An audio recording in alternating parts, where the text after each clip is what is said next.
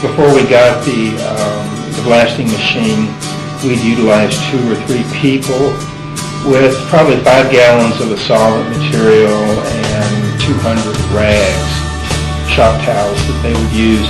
It would take an 8-hour shift to clean 2.5 couples, almost as well as the ice does in about 2 hours.